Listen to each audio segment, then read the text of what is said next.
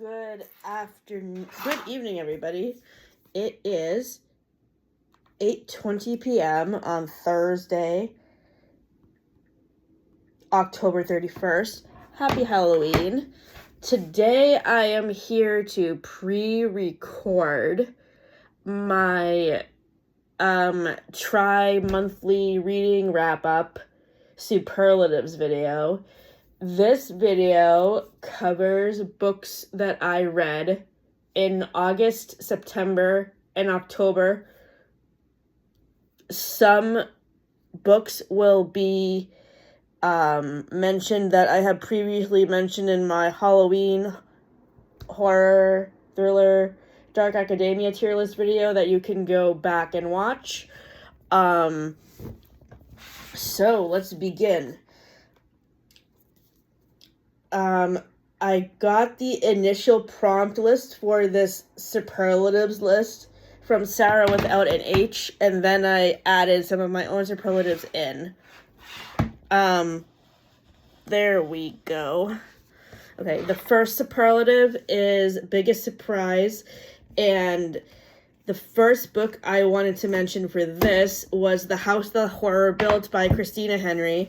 This was my first Christina Henry book, and I just finished my second Christina Henry book, which I also gave 5 stars to, The Girl in Red, which is a modern post-apocalyptic tale of Little Red Riding Hood. The House That Horror Built is very atmospheric. It's about a woman named... Oh, shoot, I don't remember what her name is. That's not a good thing. Henrietta, maybe?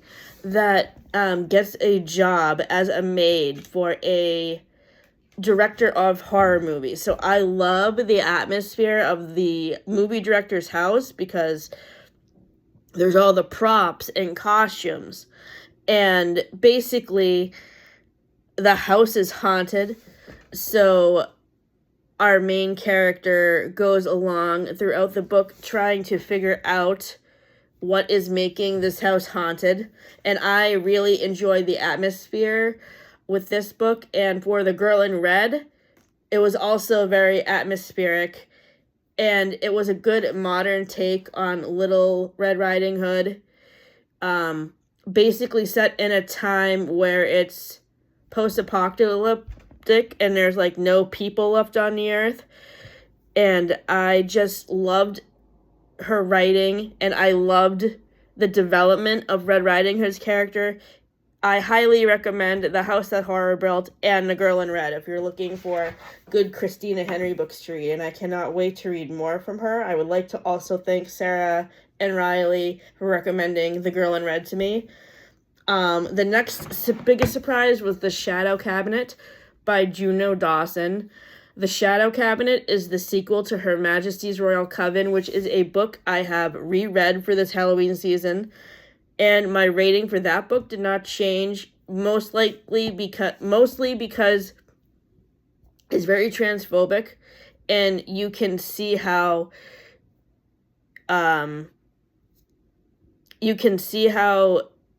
maybe J.K. Rowling's political views were interdispersed into this narrative. But in The Shadow Cabinet, it's basically, we're with the same characters from the first book, and the relationships and friendships develop much further. And I really like the development of Holly and Teddy's relationship the best. I think they're really cute. Teddy is the transgender character, and I think he is very well written. And the best part about this book is that one of the characters, Leonie, is going on a worldwide trip to, like, learn more about witch culture in other countries. And she travels to Italy, she travels to Romania to go to Dracula's castle. And I love the letters that she sends home to her friends where she's telling everybody about what her experiences are like. And the chapter where she wrote about Italy, and again, much like an Eat, Pray, Love by Elizabeth Gilbert, it made me crave wanting to go back there. The next topic is would not rush to recommend. The first book So I wanted to start off by saying that the 3 books in this category were DNFs for me, but if you think you might like them, you should check them out. The first book I wanted to talk about is My Dark Vanessa by Kate Elizabeth Russell. This is about a girl named Vanessa who gets into a relationship with her... Okay, Vanessa is 16, and she's new to a new school, and she basically gets into a, what is the word?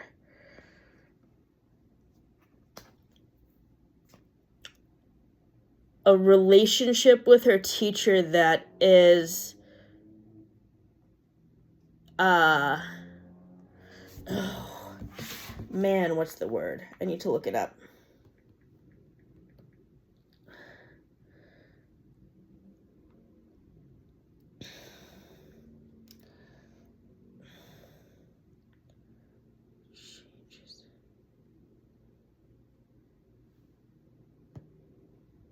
Grooming. So basically, she's being groomed by her 45-year-old teacher to be in a romantic relationship with him, and it's really gross. That's the reason why I had to DNF it. I basically read this book for kind of research for how I could better develop my mature chapter of my Matthew Perry memorial fanfiction, and what I ended up doing is deciding to take the mature version off the internet, and then I decided to interdisperse portions of what I already wrote into chapters I already had to basically... So what I ended up not liking about the mature version of the Uncle Chandler I Love You epilogue is the fact that the other characters did not really do much to stop Chandler's creepy behavior. And in the revised version of the chapters in my original story, Rachel and Monica and Richard do more to stop Chandler from acting so creepy. So I will be sharing those fanfiction chapters in a separate video that will be out on November 10th at 9 o'clock p.m. The next book I wanted to talk about that I would not recommend is Down the Drain by Julia Fox. Julia Fox is a more recent superstar for the generation that's younger than me, and I wasn't too familiar with her. I read this book as part of my Brat Summer TBR, and I had to DNF it because, first of all, so this memoir was written by somebody who's 20 years old, and I just feel I felt like the memoir was a little bit underdeveloped because she hasn't really had very many life experiences yet because she's only 20, and she just came off as really whiny to me, so I had to stop reading the book at 45%.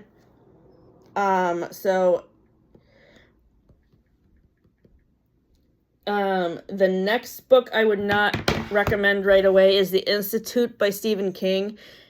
So this book gives off vibe of the show Stranger Things. So if you like Stranger Things, you will like this book. But I did not like this book, and it took a while to get used to all of the characters and their special abilities. And much like his book Holly that came out last year, Stephen King's political views are shoved down your throat, so that's why I had to DNF it. The next category that we have is showstoppers. So these are books that are highly ranked in my Goodreads list. 5 stars, 4.5 stars. And I will go into the reasons why I liked them. The first book I wanted to talk about in this category is By Any Other Name by Jodi Picoult.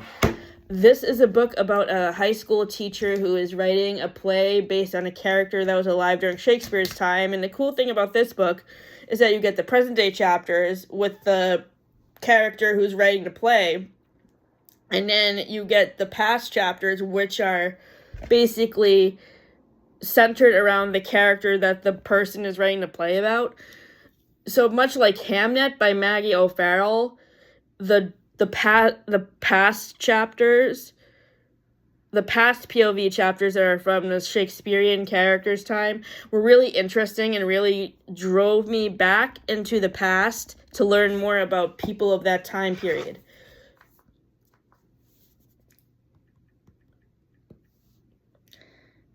The next book I wanted to talk about is Daisy Jones and the Six by Taylor Jenkins Reid. I gave this book 4.5 stars. It's about a fictitious band in the 1970s that can easily be compared to Fleetwood Mac. And it's about how they rise to fame, all of the travels and trials and tribulations they go through along the way. I highly recommend the Apple TV Plus, the Amazon Prime series. If you are looking for a good book-based TV show to watch, the show stars Elvis Presley's granddaughter, Riley Keough, and she is amazing as Daisy Jones.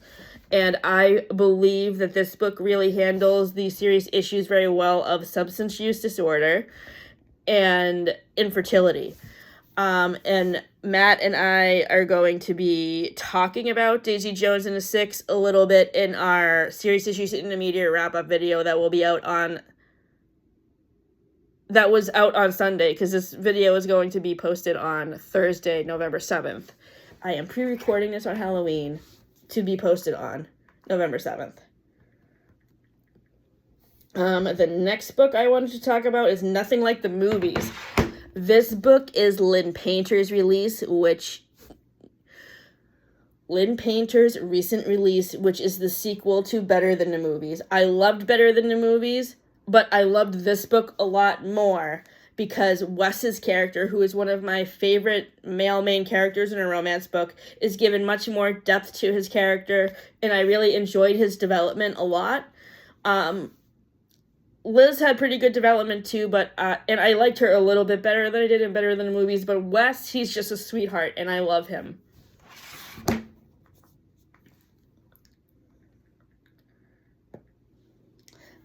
The next book I wanted to talk about is The Third Gilmore Girl by Kelly Bishop. This is Kelly Bishop's memoir. She played Emily Gilmore on Gilmore Girls, and the thing I liked the best about her memoir is that she talks about how she was on Broadway as Sheila in a chorus line, and I just loved the atmosphere of being backstage as a Broadway show, because as people may or may not know, A Chorus Line is one of my favorite musicals of all time. Second, of course, to Rent. And At the Ballet is probably one of the most emotional songs in that musical, and she played Sheila, who is the main character in that song, and then there are two other characters who have vignettes in that song. Maggie and I think BB, if I remember that right. So if you're a fan of Gilmore Girls or a fan of A Chorus Line, you should definitely read Kelly Bishop's memoir. I gave it 4.5 stars, though most of my memoir star ratings on Goodreads are pretty subjective because it's really hard to give somebody else's life story a ranking, but I try my hardest to anyway, based what I like about the material in the book. The next book in this category is Know My Name by Shimnel Miller. This was recommended to me by With Cindy, and it's a memoir by a girl who was the headliner of a rape trial that happened in Virginia a couple of years ago. The guy who raped her, his name was Brock Turner. And I remember a little bit about when this story was in the news, but all of the details of it came rushing back to me when I read this book. And this book is also in my best writing category because the writing in it is powerful, especially when she's in court and presenting her court to the case. Very emotional. Not very many memoirs make me cry. This one pretty much almost did. Another memoir that made me cry, of course, is Friends, Lovers, and the Big Terrible Thing. The next book in this category that I wanted to talk about is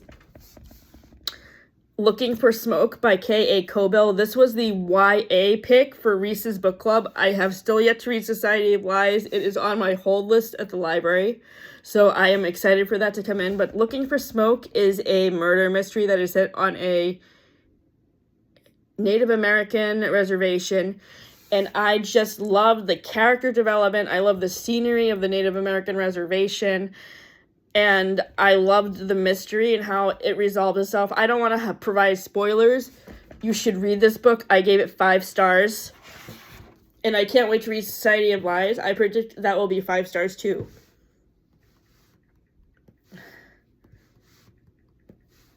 The next book in this category that I wanted to talk about is My Best Friend's Exorcism by Grady Hendrix. I read this book at the beginning of August. And on the back of the book, where the book is being described, it says that it's a combination of the movies, The Beaches, and The Exorcist. And I definitely agree because this takes place at a lake house, and it's about a group of teenage friends, and one girl in the friend group basically gets possessed by the devil and has to have an exorcism done on her. And I just loved Grady Hendrix's writing. It's definitely atmospheric. And it's a nice book to read during the summer because it makes you think of like being at the lake or being at the beach. And if you have seen the movie Beaches, yes, it definitely gives a vibe of that movie also. Just because of the setting, not because of the depressing nature of the theme of that movie, which is about somebody dying of cancer. The next book I wanted to talk about is also in my most atmospheric category, and it's called Mexican Gothic by Silvia Moreno Garcia. I have read 3 books by this author in the past couple months: Mexican Gothic, Silver Nitrate, and her recent release, The Seventh Veil of Solemi. And I just love her writing. It's so atmospheric. This book is set in 1950s Mexico.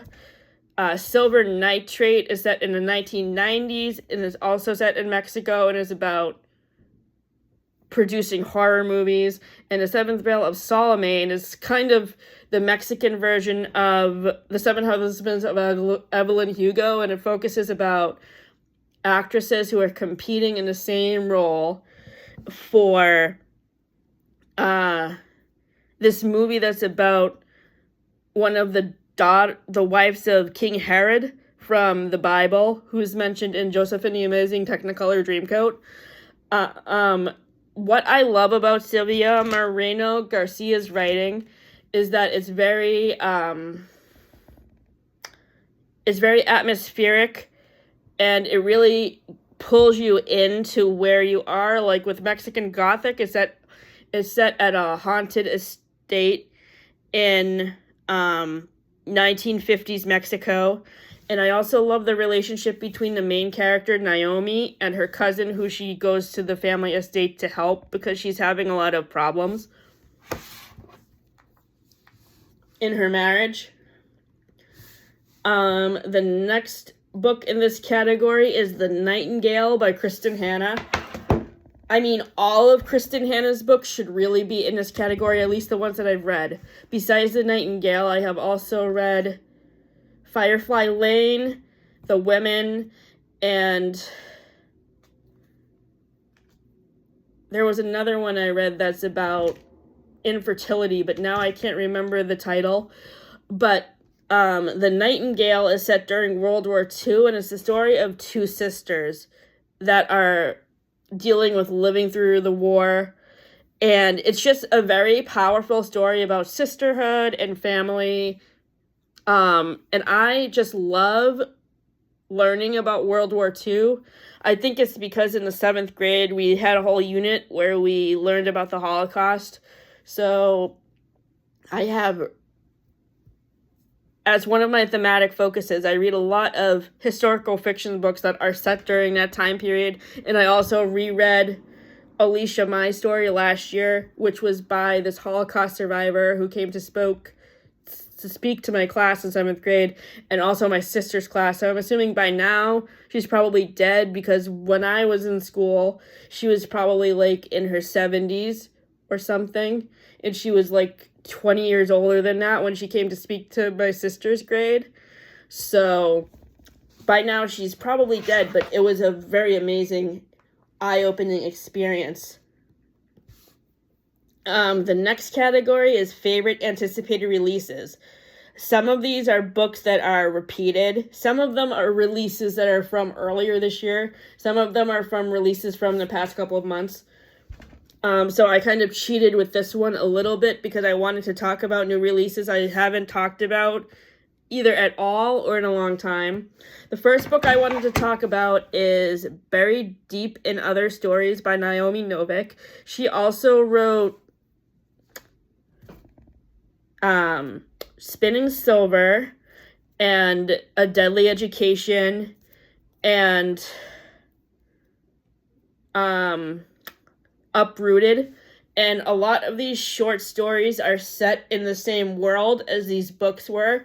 So it was really fun to be reunited with these characters. But my favorite short story is called Dragons and Decorum. And it's basically Pride and Prejudice with dragons. And I loved seeing Elizabeth Bennet pictured as a dragon fighter. It was pretty awesome.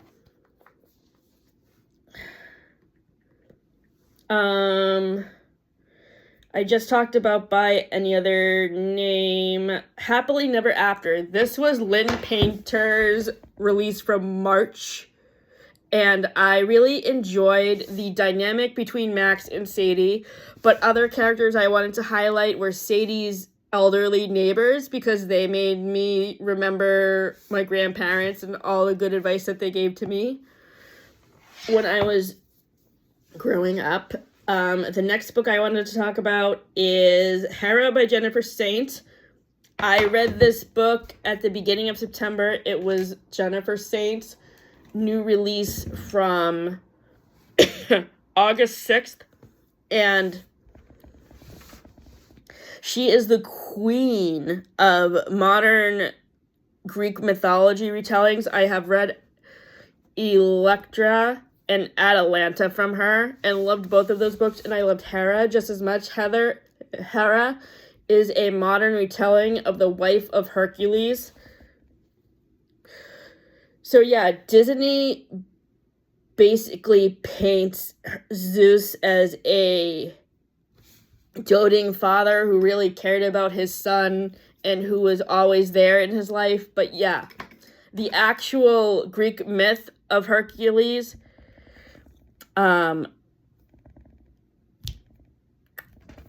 Zeus basically cheats on Hera and has Hercules out of wedlock with another girl that he's dating. So I loved how that story was more deeply explored in Saint, and I liked learning a little bit more about Hera also. It was just really good and really well written. The next book in this category is, I just talked about Nothing Like the Movie, so I'll skip ahead to Summer Romance. Summer Romance was Annabelle Monaghan's new release from June. She also wrote Nora Goes Off Script, which I gave 4 stars to. And then she also wrote... Oh, what was the other book she wrote? I can't remember.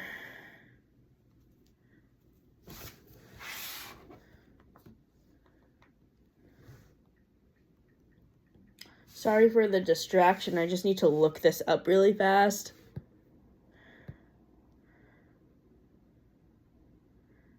Okay.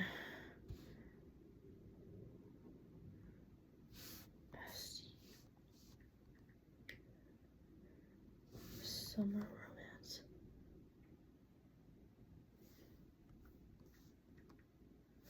Here we go. All right. I need the author.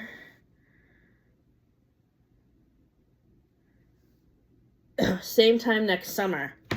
So yeah, out of the 3 books that Annabelle Monaghan has written, this is how I would rank them. Summer Romance and Nora Goes Off Script get the same ranking. Same time next summer gets 3.5 stars, and that's mostly because I really didn't like the male main character Wyatt at all, because I just didn't think he was well suited for Sam, who is the main female character. In Summer Romance, I loved this couple. I loved the dynamic between the two of them. They were very cute together. And I also liked the relationship that he forms with her kids. So, the lead character in Summer Romance is an older woman. She's like in her 30s or 40s, and she has teenage kids. And I just love the dynamic between the male main character and the kids. I think it's very sweet.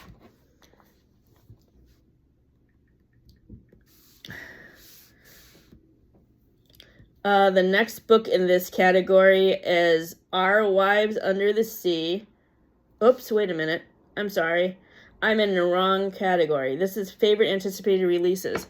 The last book in this category is You're the Problem, It's You by Emma R. Albin. This is the second book in the duology with Don't Want You Like a Best Friend, which is sapphic romances that are inspired by 90s rom-coms. Don't Want You Like a Best Friend is inspired by The Parent Trap. You're the Problem, It's You is inspired by 10 Things I Hate About You. I love the dynamic between the two main characters in You're the Problem, It's You.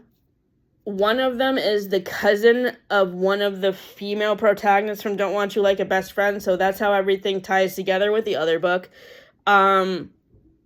Bobby was too whiny for me. I really preferred James a lot better. And I just love Emma R. Albin's writing and how she forms relationships between her characters. The last book in this category, sorry, there's one more book in this favorite anticipated releases, and I'm going to talk about Tom Selleck's memoir again. So if you don't already know, Tom Selleck came out with a memoir at the beginning of May called You Never Know. He was on Friends as Monica's boyfriend Richard in season 1 and season 2. And then he comes back in season 3, midway through in episode 13. But he is more well known for his show in the 80s, Magnum P.I., which Matt and I just finished. We are almost done watching season 4. We only have like 4 more episodes or 5 more episodes left. And the thing I like best about Tom Selleck's memoir is how he goes into detail about like behind the scenes of his movie 3 Men and a Baby, which came out in 1987, and Magnum P.I. I haven't seen his more recent show, Blue Bloods, yet, but I have been meaning to watch it, and now I kind of want to rewatch it from the beginning because I've never seen it. I want to watch it from the beginning because I've never seen it. If you have seen Blue Bloods, let me know what you think down in the comments. The next category is Best Writing. The first book I wanted to talk about in this category is Fair Rosaline, which is by Natasha Solomons. This is one of the many recommendations in this video that is from Carrie Can Reads. Her recommendations are hit out of the park each time. Home runs. So this one is not a retelling of Romeo and Juliet. It's more like a prequel to Romeo and Juliet, because it focuses on Juliet's cousin, Rosaline, who Romeo falls in love with before he meets Juliet. Which, when you think about it, Rosaline and Juliet are the same age, and he falls in love with Rosaline first, but then is like, whoop, now I love Juliet. So, I really liked her writing because it really gives a character assassination to Romeo, and basically he is a player, and he's kind of disgusting and gross. He's kind of like Joey on Friends, if you think about it, because he was like, he slept around a lot with other women, and I don't really know if he fancied other girls. I think there's a clip from an episode where he's talking to a 16-year-old, but I don't remember what episode that was from. But yeah, I did not like Romeo in this book, and it made me really rethink about how he acted in Romeo and Juliet, and how he's kind of like a stalker, sort of, to Romeo. And I have also reread Romeo and Juliet this year as part of my TBR, where I reread books that I read when I was in school to see if my opinion of them changes. I still love Romeo and Juliet, don't get me wrong, but after reading Fair Rosaline, I also think to the fact of how young Juliet was and how their age gap is pretty gross, because he's a lot older than her. She's 13 and he's like 17 or 18, I believe. So yeah, now that I think about it, I don't really like Romeo and Juliet as much as I thought I did after reading Fair Rosaline. The next book with the best writing is In the Dream House by Carmen Maria Machado, which is also in the category for best memoir. What I like the best about In the Dream House is the fact that she uses the dream house as a way to describe her relationship and how it devolves because it's abusive. It's really a beautifully written memoir. It's our discussion book for print bookstore for next month. For this month, because this video will be posted on November 7th. And I'm really excited to discuss it with my book group, because there were a lot of really powerful, thought-provoking passages in this book. And when I review it further, after I have my book club meeting, I will get into what those passages are and why I liked them. The next book is Know My Name, which I just talked about. Following that is Our Wives Under the Sea by Julia Armfield. I read this book earlier in August, and it's about a lesbian couple, and one of them goes away on a deep sea diving exhibition, and she comes back from the trip a totally changed person. And I really love how this book talks about grief. It's very powerful. And I'm excited about Julia Armfield's new book that's coming out at the beginning of December called Private Rights, which is a retelling of Twelfth Night.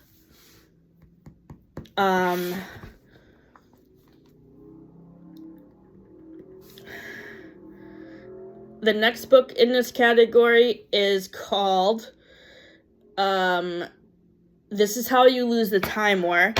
Several different booktubers have reviewed this book, so I'm not going to go through all of their names. All of them have pretty much given it the same review that I'm going to give it. The writing is just so lyrical. It's basically set in a war that could easily be in the present day, and it's about two people who are on opposite sides of the war, who are enemies at first, but then they become friends, and then they become lovers. And I love the buildup of their relationship. In this book, much like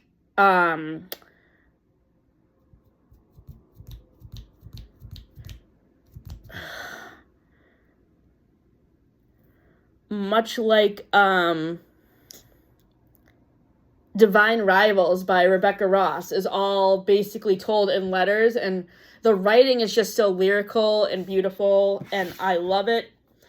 And I would definitely read more from this author if they come out with a new book. The last book I read that I wanted to talk about is Siren Queen by Ninh Vo. This is like a mermaid story that is written by I believe he's Vietnamese or a Japanese author, and he also wrote this book that I read back in June for Pride Month called The Chosen and the Beautiful, which is a sapphic retelling of The Great Gatsby.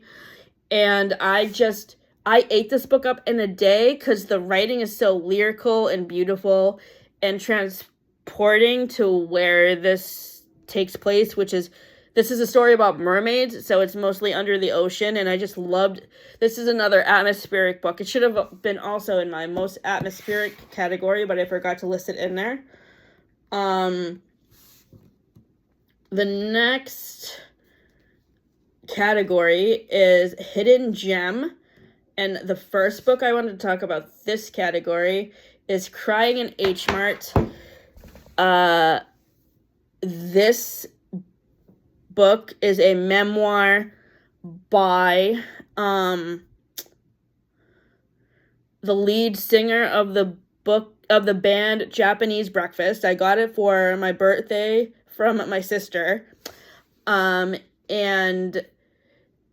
it's beautifully written. I should have put this in the best writing category, because the writing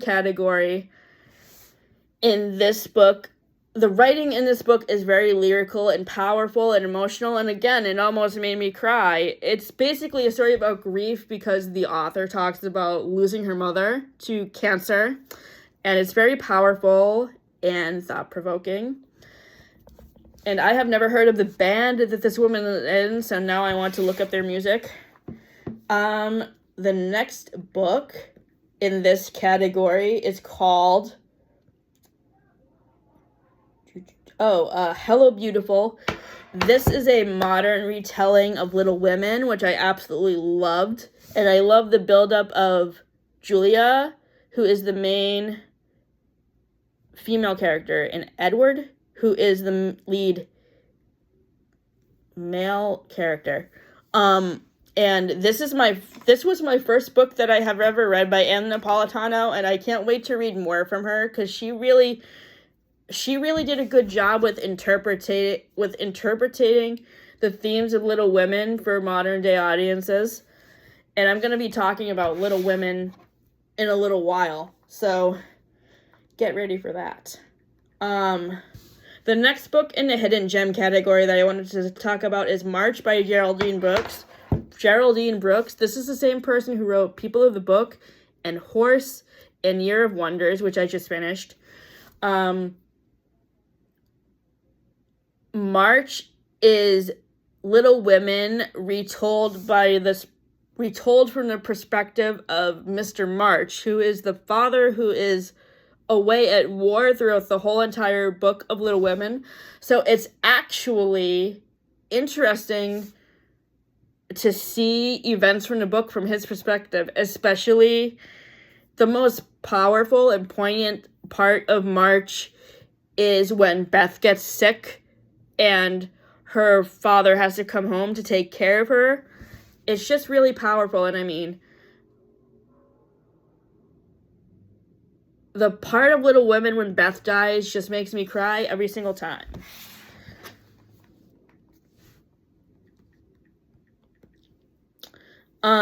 The next book in this category is Perfect Match by Jodi Picoult. Jodi Picoult's books are hit or miss with me because most of them are really sad. But Perfect Match is a little bit different. It's sad, but it's powerful at the same time because it's about a little boy who gets sexually abused by somebody who he knows and trusts, and his mother is the attorney on the court case, and I don't want to talk too much about this book, actually, because Sonia and Chandler and I are going to be discussing it in a few weeks. So I will circle back on this book at a later date once I talk about it with Sonia and Chandler. And Sonia, please leave a comment below on this video on when we are going to have the book discussion. Thank you.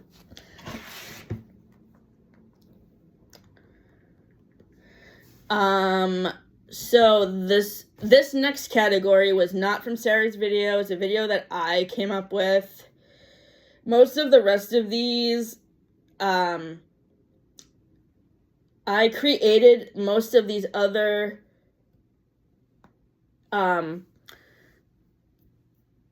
superlatives myself. The beginning ones were from Sarah's video, but then I came up with the rest of them myself. So the next category that I came up with for a superlative is favorite fairy tale retelling. This has been a thematic focus of mine all year long, ever since the beginning of January, and I have been on a kick of like reading modern retellings of Disney fairy tales or just general fairy tales.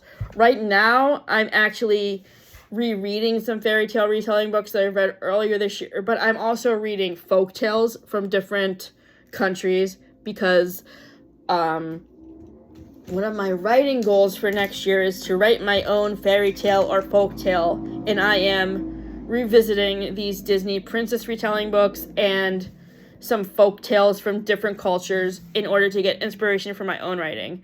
A book that I'm reading right now that is a folklore book that was recommended by Carrie Can Read is called Witches Steeped in Gold, which is based on Jamaican folklore. I just started this book today. I picked it up from the library this morning when I was with my mom. And it's just very interesting to learn about other cultures and like what things inspire stories that are fairy tales.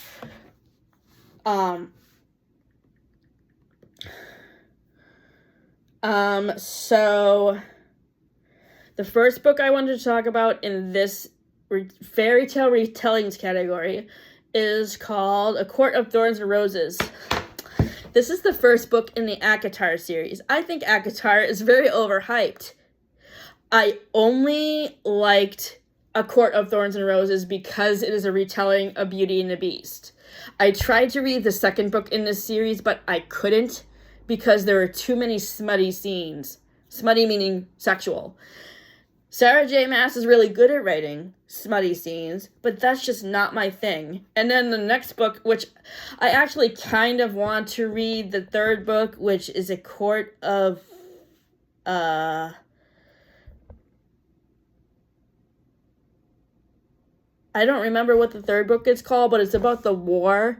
So, like the second Divergent book, I kind of want to see, like, what the war builds up to be like, even though I didn't particularly like the second Divergent book. But as long as the third ACOTAR book is about something other than smutty scenes, then I will gladly read that one, and hopefully I will enjoy it more than A Court of Mist and Fury, which I DNF'd at 50%. The next fairy tale retelling book is A Spindle Splintered by Alex E. Harrow. This is a novella that Carrie Can Read recommended, and it is a modernized retelling of Sleeping Beauty, which is basically the story about a girl in a present day who basically has a curse on her that's similar to Sleeping Beauty, where instead of dying on her 16th birthday, she dies when she turns 21, so her best friend throws her a party that is Sleeping Beauty themed, with a spindle and a spinning wheel and everything. And basically, she gets transported back into the story of Sleeping Beauty.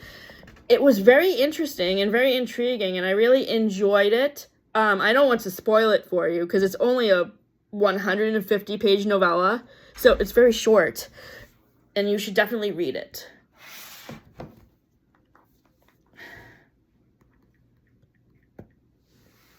The next book I wanted to talk about is Girl Serpent Thorn by Melissa Brodenhurst.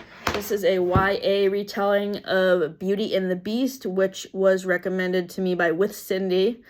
And I gave it 4.5 stars on Goodreads.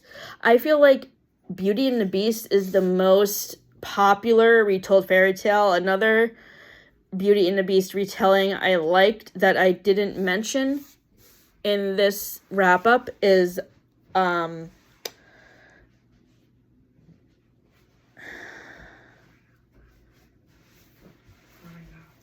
is it? Oh man.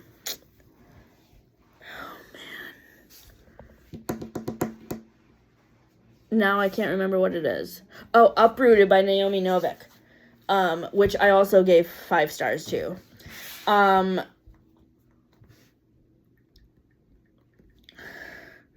The next book is a book that I just finished, is He Who Became the Sun by K.X. Song. This is a modern retelling of Mulan, but the modern twist is instead of Mulan going to fight the war because her dad is elderly and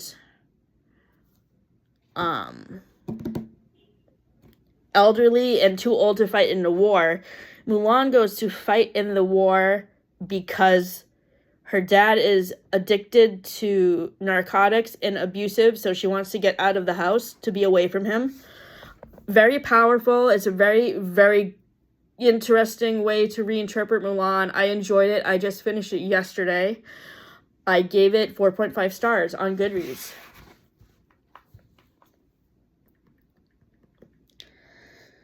The next book is called Spin the Dawn by Elizabeth Lim. This is by the same author who writes a lot of books in the Disney Twisted Tale series. This is a modern take on Mulan, where Mulan is on a show that is similar to Project Runway. And I liked that part of the narrative, but then it got boring during the second half because that was more focused on fighting the war.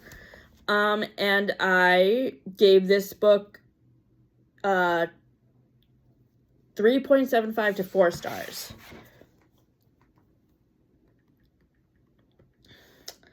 The next book is Six Crimson Cranes, also by Elizabeth Lim. This was another recommendation by Carrie Can Read.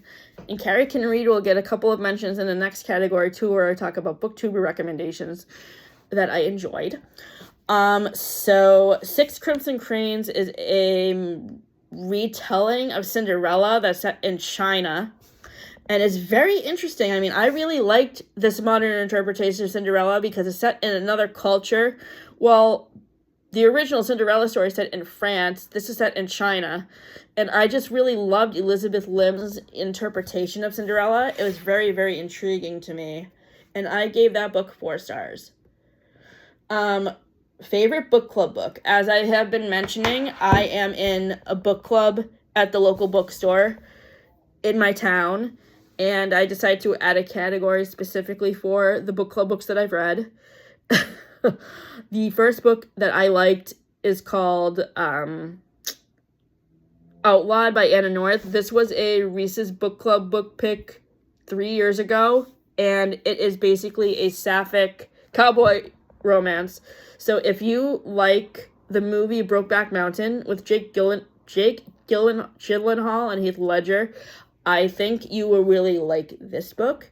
And I really loved the found family that is between all of the cowgirls in this book. It's very sweet. The next book in this category is the book that I just read for September's book club meeting, which I missed because of illness. It's called The Secret Life of Church Ladies, and it is a book that is set in the South in the early 1900s, and it's about sapphic romance when sapphic romance was not popular. And I just loved, again, the found family like in Outlawed. The next book is actually a current read for book club. It's called The Mountain and the Sea by Ray Naylor. I just love the setting of this book because it's a very nature-heavy centered book that is set in I don't know what country it's supposed to be set in, but it's really good. I'm going to be giving this book a more thorough review when I review the other books that I read in book club in a future video, which will be out later in the month.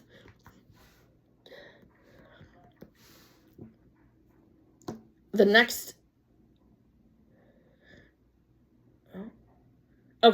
book is favorite recommendations from another booktuber.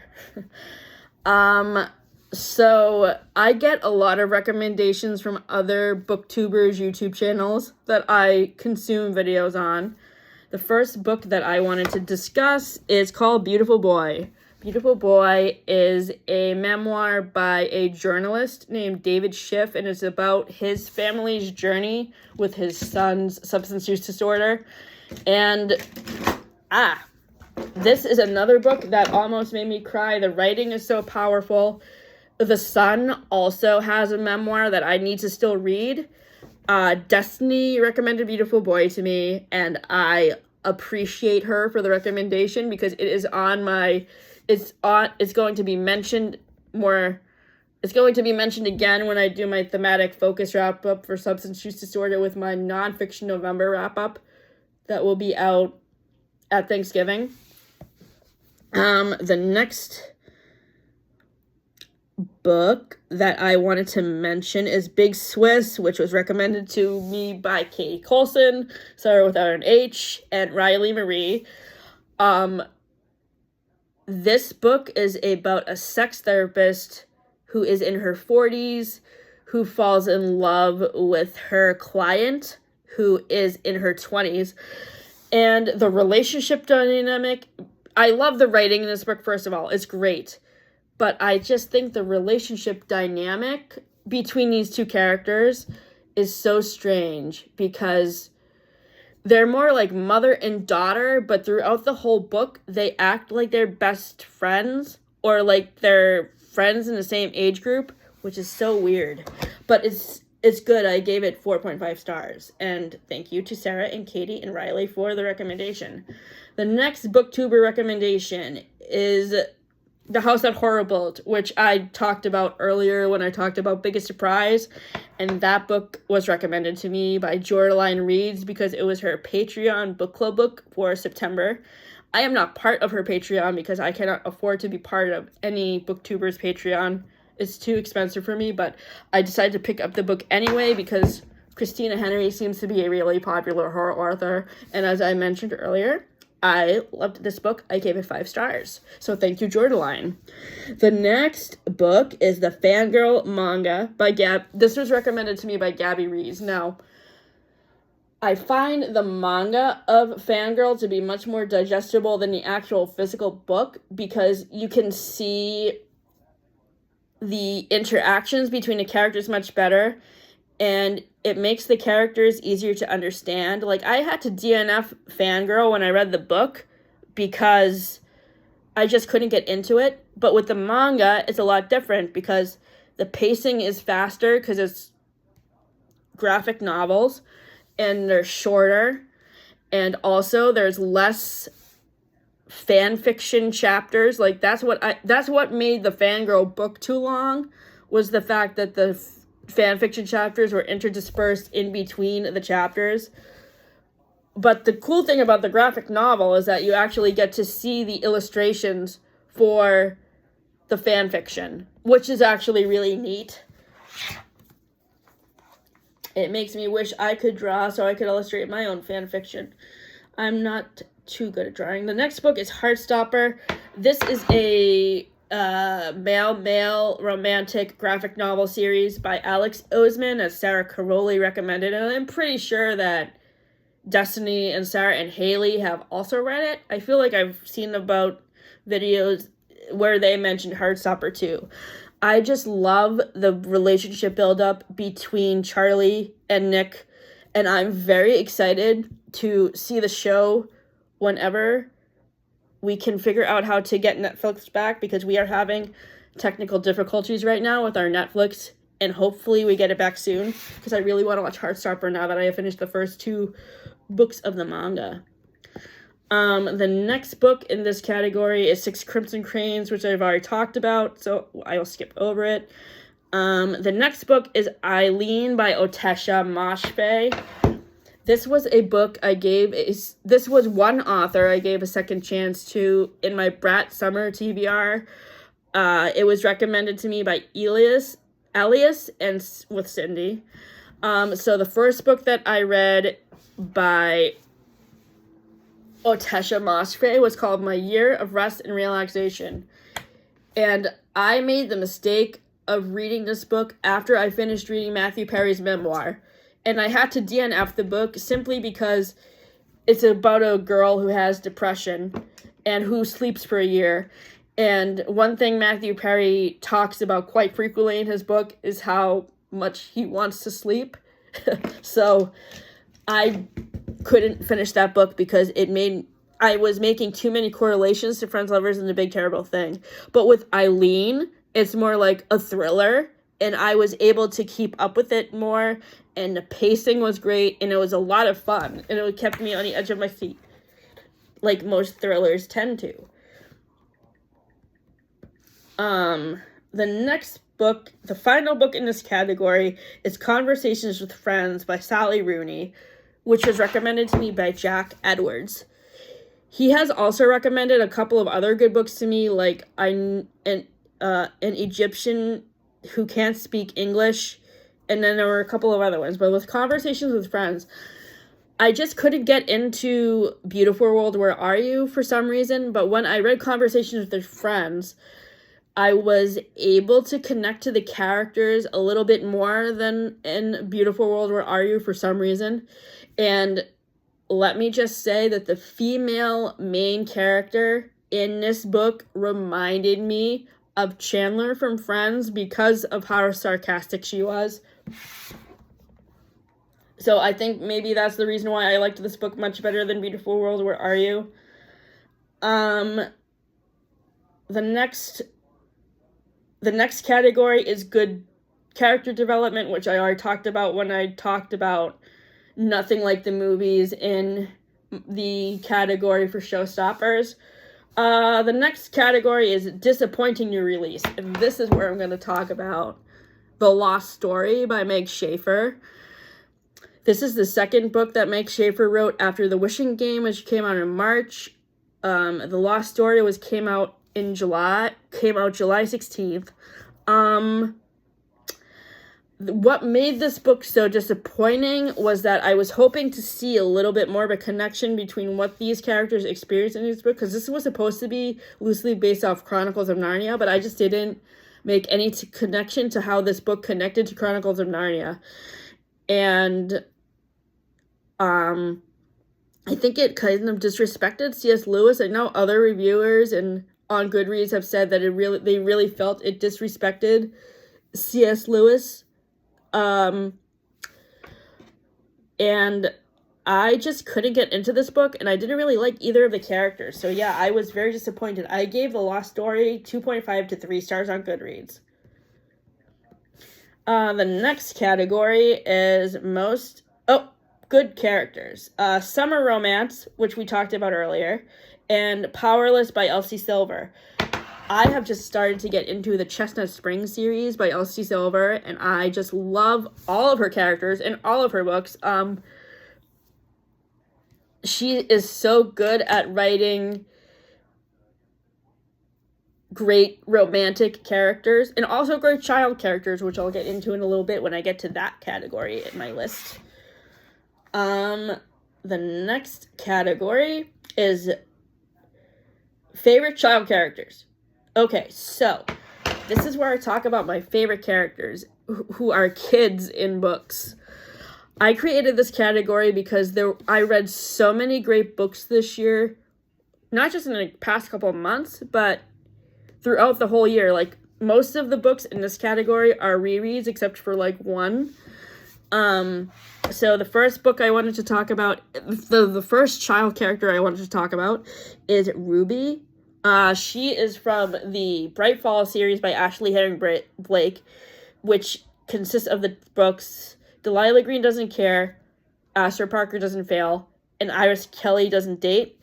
Iris Kelly Doesn't Date is my favorite book in this series because it focuses on the production of a community theater show of As You Like It by William Shakespeare. And as you know, I love theater.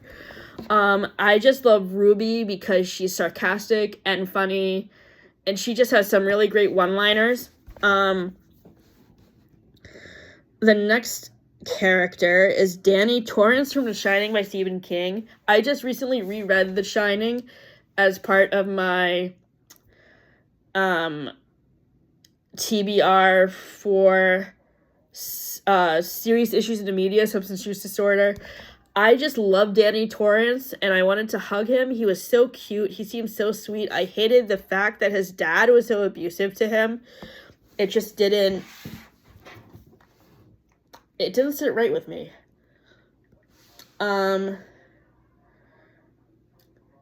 Waylay. Okay, so Waylay is the niece of Naomi in the Knock 'Em Out series by Lucy Score.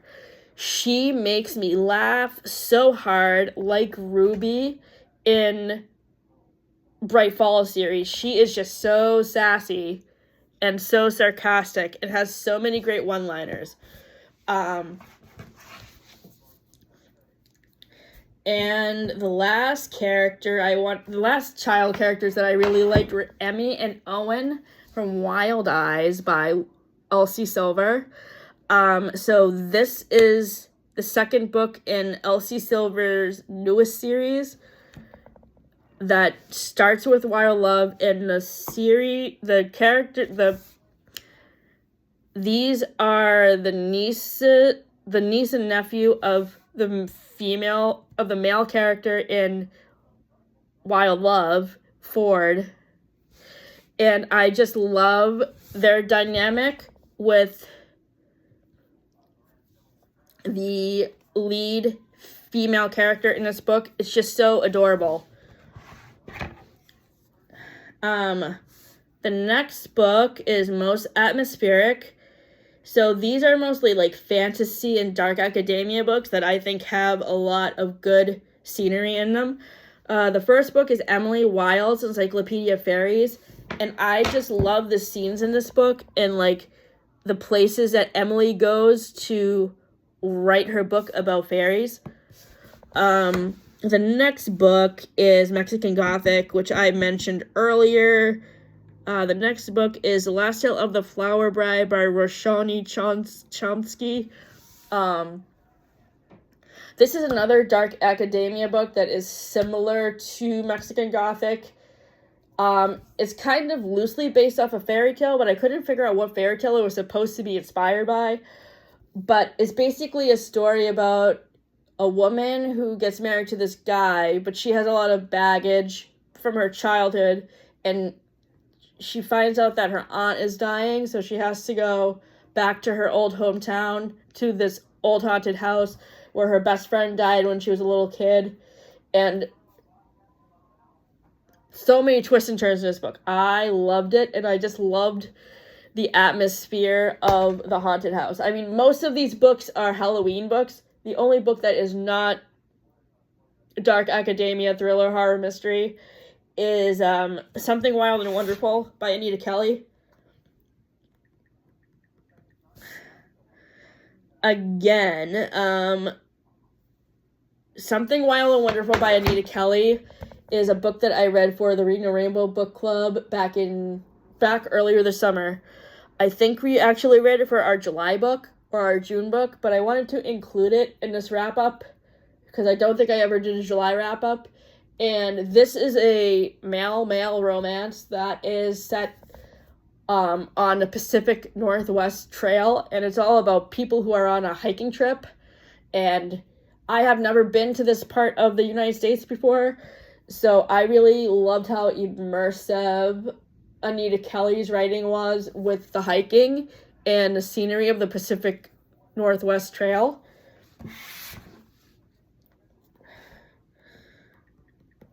The next book is called The Shining.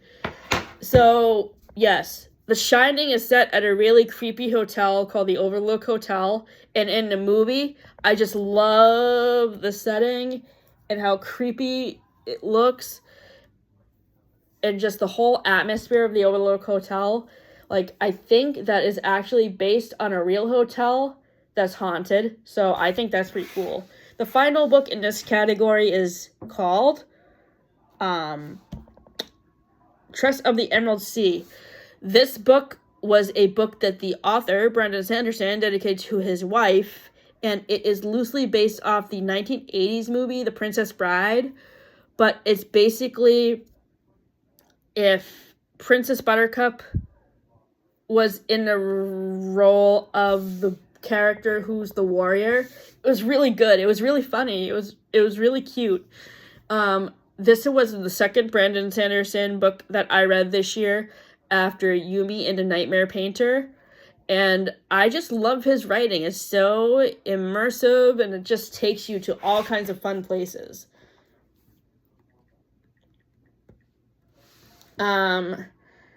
The next category I created for this superlative list is favorite book with the recipe in it. As people know who follow my Instagram, Matt and I love to cook recipes from various cookbooks. And when we see a book that has a recipe in the back of it, we love to also cook the recipes in the back of the book. So the top 3 recipes I wanted to highlight, one is from Life's Too Short by Abby Jimenez, which is the 3rd book in the Friend Zone series and my favorite book out of that whole series. That book is a 3.5 star series for me because I hated the Friend Zone. Happy Ever After playlist is awesome. And I also love the relationship dynamic between Adrian and Vanessa in Life's Too Short, which focuses on the female lead character who has Lou Gehrig's disease. The recipe that we made from this book was for chicken and rice soup, and we gave it 8.5 out of 10. The next recipe that we made was from another Abby Jimenez book called Part of Your World, which is the first book in the Part of Your World series, which also has yours truly and Just for the Summer in it. So in this book, the main male character owns a bed and breakfast, and one thing that the bed and breakfast is well known for is their crepes. So we made the crepe recipe in the back of the book, and we gave this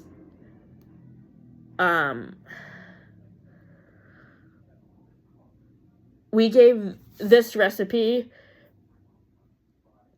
8.5 out of 10. And the other recipe I wanted to mention is a stew recipe we made from the book Renter Garden by Kristen Hanna. This is another really excellent book by Kristen Hanna. It's about 3 adult women who go home from where they live. Like, they live in places all over the country, but they go home to their hometown to take care of their mother, who is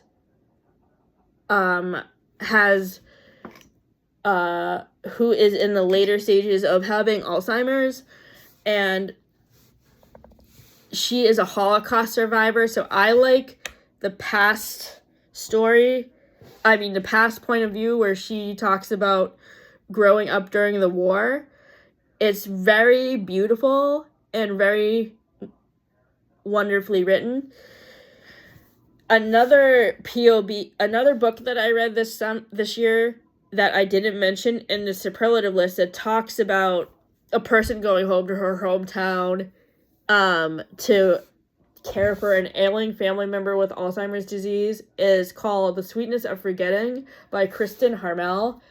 And I can't remember if we made a recipe from this book or not, but so this book is set on Cape Cod. It's a nice book to read during the summertime, and it's about a girl who goes home to her hometown on Cape Cod to basically take over her grandmother's bakery because her grandmother has dementia. And this is another dual POV story. The present day chapters focus on the girl on Cape Cod running the bakery, and the past chapters are told from the grandmother's perspective, just like in Winter Garden. And basically it tells about the romantic story about how the grandmother met her husband, and it was just really sweet and really powerful. Thank you for sticking with me for this long. We are almost done with this superlatives list. We're getting close. So, the next category is favorite books that evoke school years nostalgia. I am getting close to the end of my books that I read in school that I gave a second chance to, TBR. And these books are basically my favorite books from that TBR, which I read through various points in my schooling career.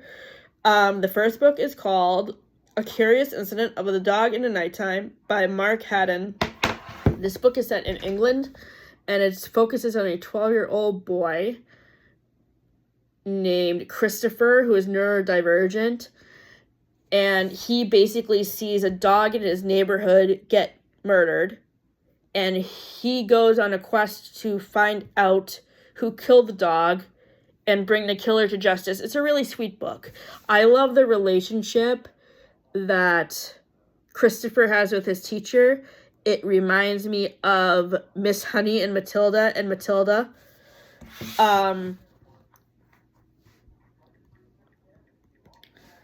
So I read A Curious Incident of the Dog in the Nighttime my freshman year in college in my multicultural education class with Phil Huckins.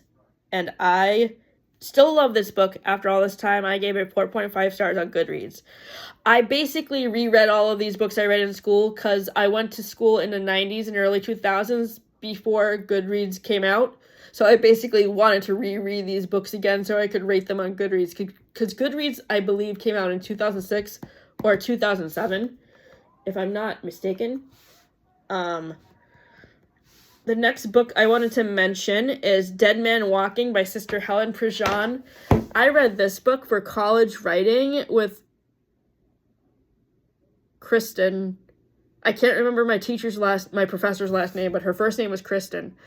So this book is written by a nun who worked on death row, and it's basically her story of her experience being a mentor to this guy on death row who is charged of killing someone. And I remember having very powerful discussions about this book when I was in college writing class. And I gave this book 4 stars.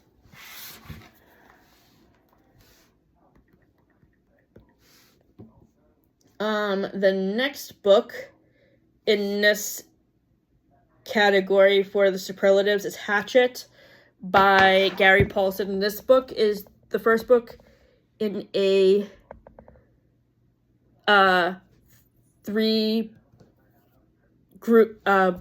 trilogy of books.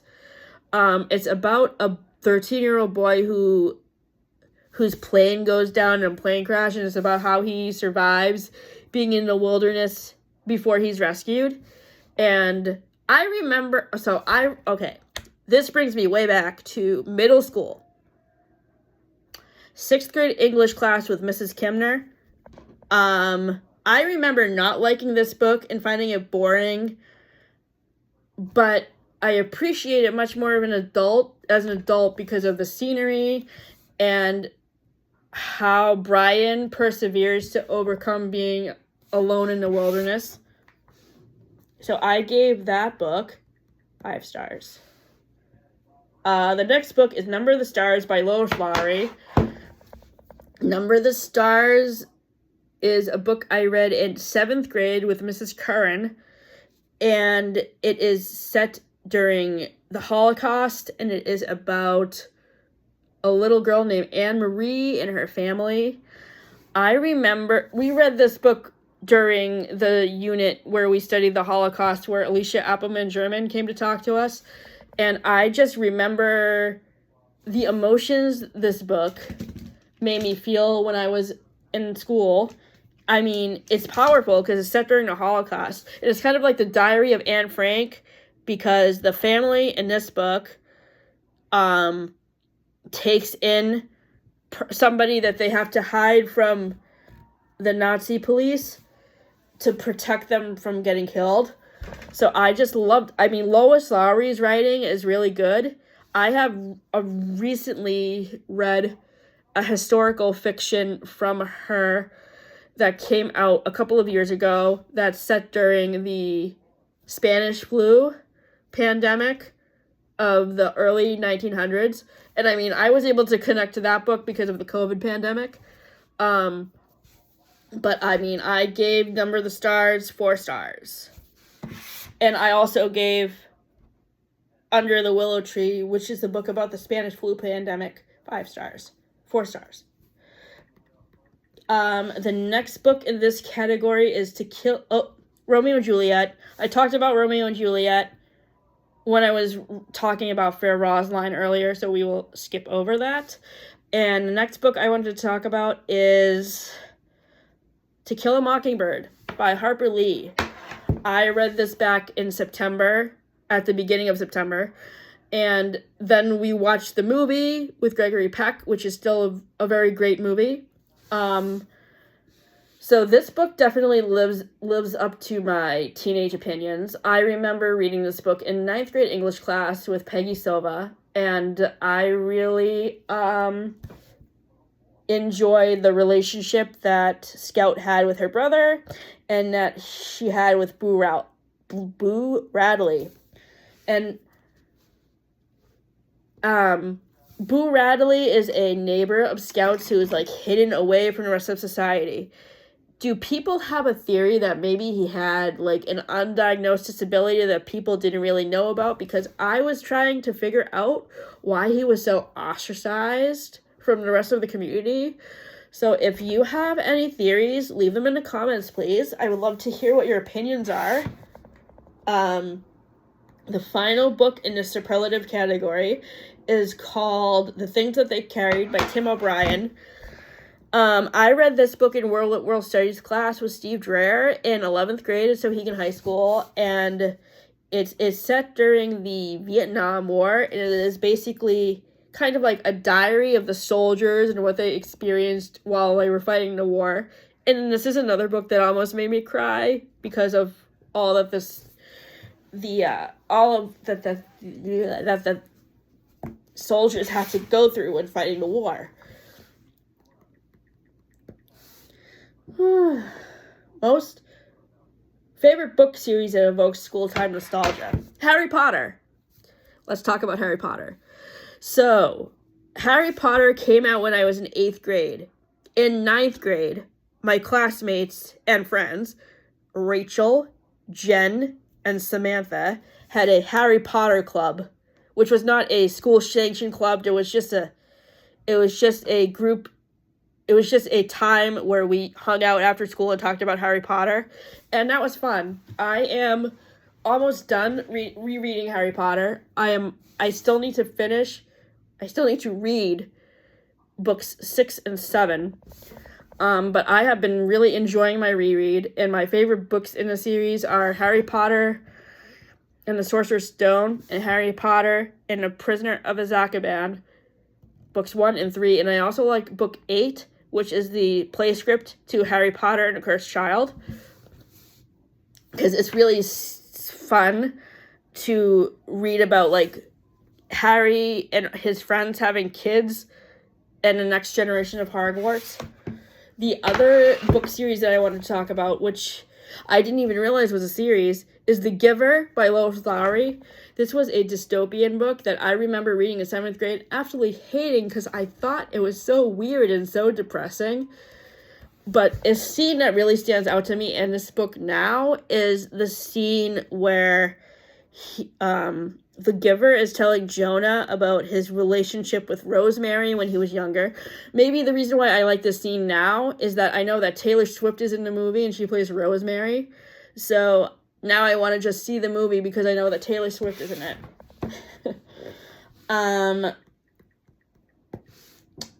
The next category is most thought-provoking book that evokes school time nostalgia. So these are books that I read in school that the themes went over my head as a teenager, but now as an adult, I can appreciate them more and have better discussions with them. The first book in this category is Animal Farm by George Orwell. I read this in 8th grade English class with Mrs. Lambert, who sadly passed away in 2009 from cancer. So rest in peace to her. She has been dead for a long time, probably like 13 years, because she died in 2009. So Animal Farm is by George Orwell, the same person who wrote 1984. And I remember the political themes of this book went really over my head when I was 14. But now in an election year, in 2024, when I'm in my 30s, I can appreciate the themes so much better in this book than I did when I was younger. The next book in this category is The Stranger by Albert Camus. This is another book I read in World Studies with Steve Dreher. And it's basically about a guy who kills his mother but can't remember why he killed her. And it's kind of like Dead Man Walking because he's on trial and about to face a death penalty. And I need to reread this book again so I can take better notes on it. But I feel like there's a lot of good philosophical topics that can be discussed in this book at a later date and later time. Favorite book featured on a TV show. So this is basically my TBR for books that I read on TV that were featured on TV shows.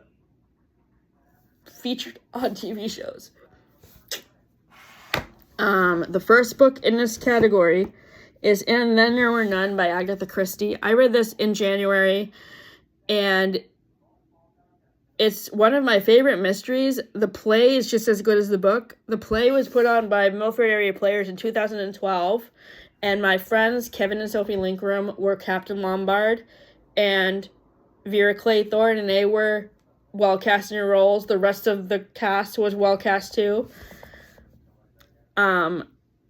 I just loved them as a couple in the show. Captain Lombard and Vera Claythorne, I mean. And I will reread this book every year because I love it so much.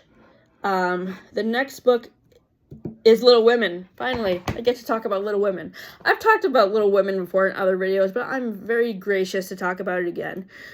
So, as I mentioned in other videos, this book is in the episode of Friends where Monica and Richard reconnect after being broken up for a while and they start to date again. The subplot is Rachel and Joey having their own book club. Rachel reads The Shining by Stephen King, which I just talked about, and Joey reads Little Women. As I mentioned before, the character that I connect the most to in Little Women is Jo, because she's a writer and she writes plays for her and her sisters to act in. And I'm actually reading the third book in the Little Women series right now. I just finished it. It's called Jo's Boys, and it's set after Little Women. And at this point, Jo has 3 sons, and they all go to they live in Massachusetts, and Professor Bear and Joe teach together at the same school, and there's a chapter that I really like a lot about them performing plays, and that makes me really want to be on stage again. And the saddest part, as I said before, of Little Women is when Beth dies. The next book in this category is Pride and Prejudice by Jane Austen. This is one of my favorite classic books out of all of the classic books that I have read this year, and I've read several. Some that I liked, some that I didn't. I love the relationship development between Mr. Darcy and Elizabeth Bennet. And as I said when I was talking about Buried Deep in Other Stories by Naomi Novik, my favorite short story in that collection was when Elizabeth Bennet is a dragon rider. And I think that is a fun way to reinterpret Pride and Prejudice. Pride and Prejudice is featured in a Joey spinoff where Joey is part of a book club with his nephew and his college friends, but he's basically in the book club to pick up women. We all know this. We know Joey by now. The next book in this category is The Bell Jar by Sylvia Plath, which was featured on Gilmore Girls. I can't remember which episode of Gilmore Girls that this book and then There Were None was actually on. But throughout the whole series of Gilmore Girls, Rory is reading a lot of classic books in school, whether she's in high school or Yale for as short a time as she's at Yale. Because she drops out of Yale. If you guys don't remember, I just know that because I watched spoiler blogs of Gilmore Girls. I'm only on season 2 right now, but I know for a fact that she drops out of Yale.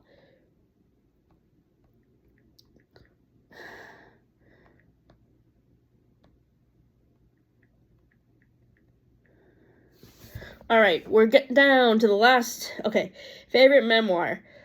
I have talked about these in previous listings. I will just say what the books are, but I've talked about them already. Beautiful Boy, Crying in H Mart, Friends, Lovers, and the Big Terrible Thing, which I love, obviously, and that led me through the whole rabbit hole of consuming media that focuses on substance use disorder in order to learn more about it. And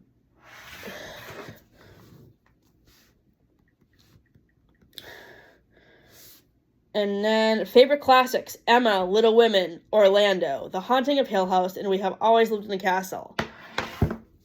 Emma is about a girl who lives in Regency, England, who plays matchmaker and tries to match people up to varying levels of success.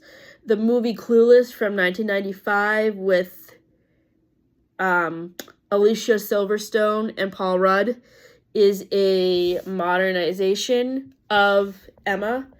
And Never Met a Duke Like You by Molly Howard is a Regency romance novel that is inspired by Clueless and, of course, Emma. So please read Never Meet a Duke Like You because it's a wonderful modern retelling of Clueless, and the leading female character is neurodivergent, and I love the representation. The next book I wanted to talk about is Orlando. I read this book for my book club at Print Bookstore for Reading the Rainbow back in April, I think. And I think the best thing about this book is that it talks about gender reassignment surgery in a time when it was not well known, because Orlando is set in the 1800s, and Orlando becomes a woman. And this character is much nicer as a woman than he is as a man, because as a man, he's a misogynist and a really big jerk.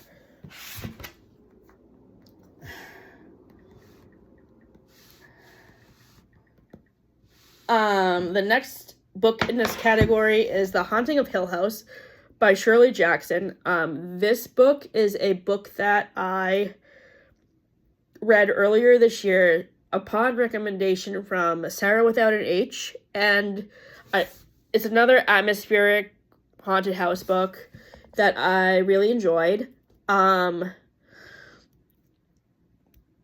the thing that so the book is very atmospheric, sure. Is it scary? No. It's more suspenseful, much like The Shining. The other book by Shirley Jackson I recently read for my horror thriller Dark Academia mystery TBR is We Have Always Lived in the Castle. I found out that this is going to be a book club pick for a book club that I'm joining at my local library later this winter. And the reason why I decided to pick it up to read for Halloween is because you definitely get Addams Family vibes from the haunted castle in this book. And you can easily distinguish which character in this book is supposed to be each Addams Family character, like Uncle Fester, Wednesday, and Pugsley, to name a few.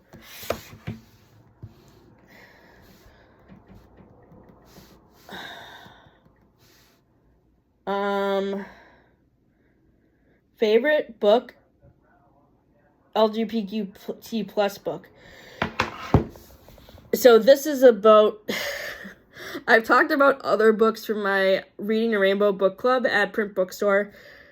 The next book I want to talk about is the more recent read that we've had. It's called Confessions of the Fox. This is the book that we're going to be discussing on November 11th. So I'm actually going to hold off making any commentary on it until when I make my book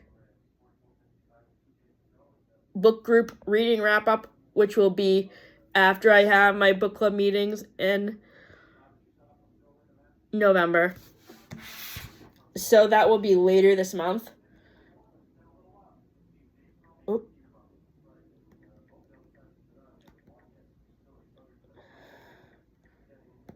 The second to last category is favorite book that describes the Friends character.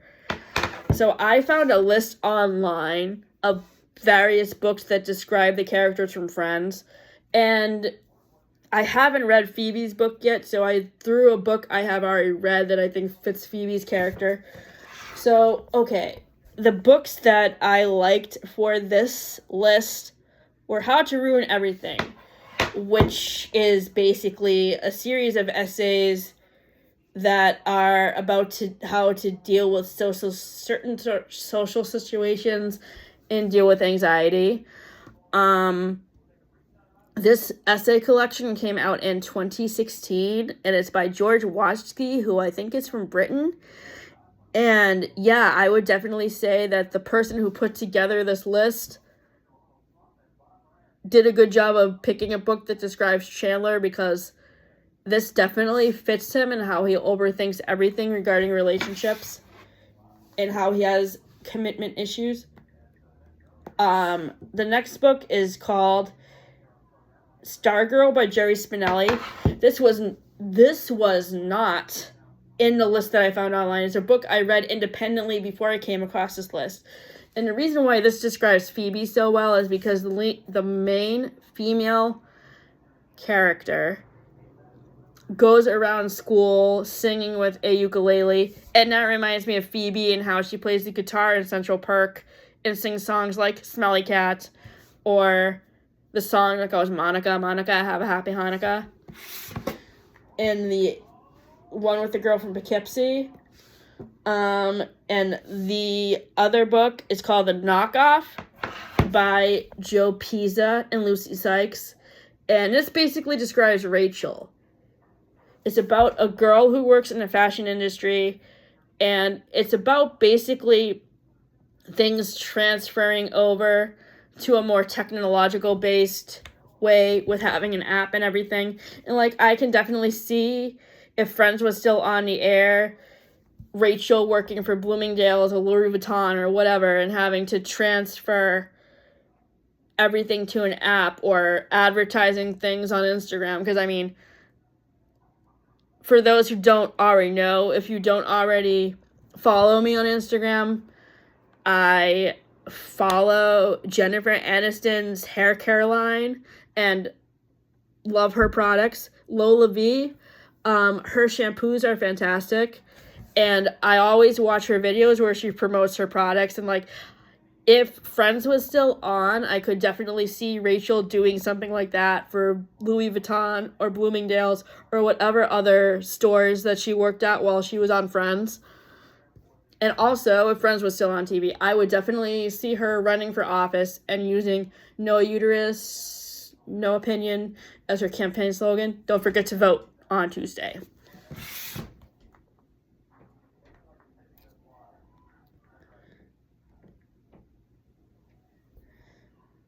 I'm saying that now, and this video will be out after the election, so please get out to vote. I implore you to. The final category in this superlative list is most anticipated releases for the rest of the year. They are Cruel Winter with You, which is Allie Hazelwood's holiday release that comes out in the middle of November. Is She Really Getting Out With Him, which is by the same author of The Good Part, which is a romantic comedy book. The next book is Julia Armfield's new book, which comes out on December 6th, called Private Rights, which is a retelling of Twelfth Night. The next book is The Muse of Maiden Lane by Mimi Matthews, which is the third book in the Bells of London series. I have loved the first two books in this series. The most recent one was The Belle of Belgrave Square, and I loved the representation of anxiety.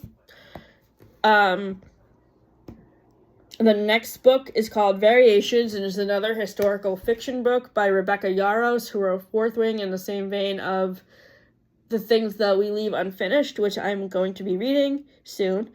And the final book is Wind and Truth, which... Oh, who is that by? Now I don't remember.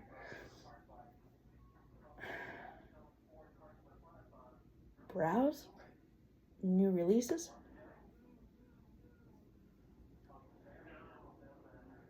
December.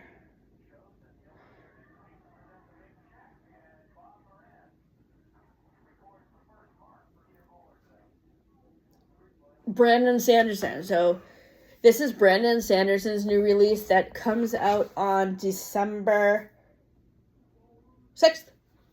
So thank you for tuning in, and thank you for sticking with me for an hour and 37 minutes. Have a great week.